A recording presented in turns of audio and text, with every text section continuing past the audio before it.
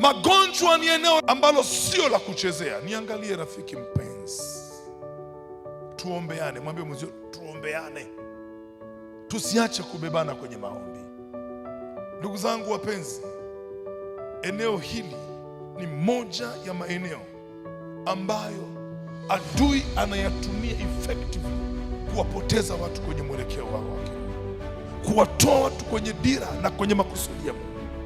Ukisoma ili andiko, Wafalme wa Pili sura ya 1 mstari wa 2, linasema hivi: na Ahazi akaanguka katika dirisha la chumba chake gorofani katika Samaria, akaugua.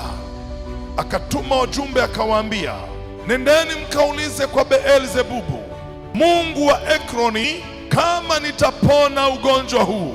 Lakini malaika wa Bwana akamwambia Eliya Mtishbi, ondoka uende ukaonane na wale wajumbe wa mfalme wa Samaria, ukawaambie, je, ni kwa sababu hakuna Mungu katika Israeli hata mnakwenda kuuliza kwa Beelzebubu mungu wa Ekroni? Basi sasa Bwana asema hivi, hutashuka katika kile kitanda ulichokipanda, bali hakika utakufa, bali hakika utakufa.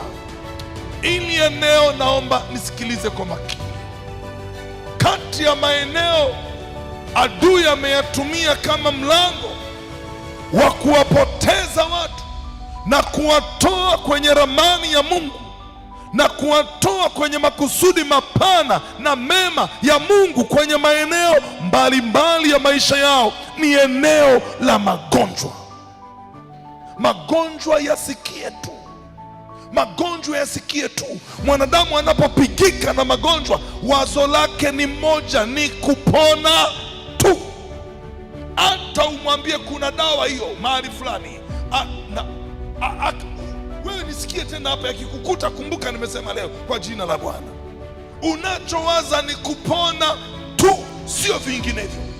Yule mwanamke akawa ametaabika na kumaliziwa kila kitu na matabibu, si ndio hivyo jamani? Hata kwa Yesu alienda kama anaenda kwa tabibu mwingine.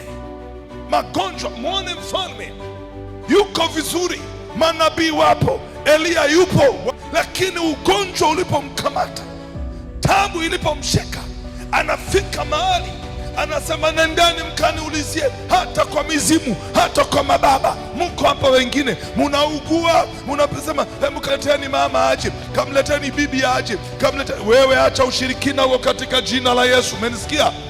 Magonjwa yamewaondoa. Mfalme Eliya yupo, haki Eliya anasema, yani hata mimi sipo, unaenda huko. Sasa Bwana anasema hivi, umelikoroga lazima utalinywa. Sawa sawa. Unajua Mungu ni katibu. Wiki iliyopita tumesoma hapa, si ndio? Akasema huwa anajitokeza kama mfadhili kwa mtu aliye mwema, na kwa mtu mkaidi anajitokeza kama nani? Mkaidi. Yani Mungu ni kaidi. Ukitaka kujua Firauni, Mungu ni zaidi ya Firauni. Sasa wewe jifanye kichwa ngumu. Huwa ana operate kwa kila mtu kama alivyo. Anamwambia Musa, nenda kaionyeshe ishara hizi. Farao moyo wake utakuwa mgumu, sawa sawa, hata waruhusu wa watu wafanyeje? Waondoke. Bila magonjwa, watu wengi wakifikaga hapa ni wachache wana nguvu ya kuweza kuendelea mbele. Na kuombea leo katika jina la Yesu, una afya iliyotimamu kamilifu.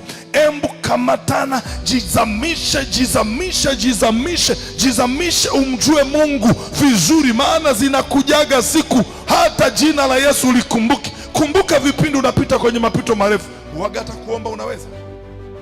Unawezaga hata kuomba. Hata ukijaga kukesha hapa unaombaga, unaliaga mpaka kuna kucha. Uliambiwa shetani anatishwa na kilio chako. Maadamu una nguvu leo, fanya vizuri katika jina la Bwana. Fanya vizuri katika jina la Yesu. Fanya vema katika jina la Bwana. Fanya vizuri, nasema kwa jina la Yesu.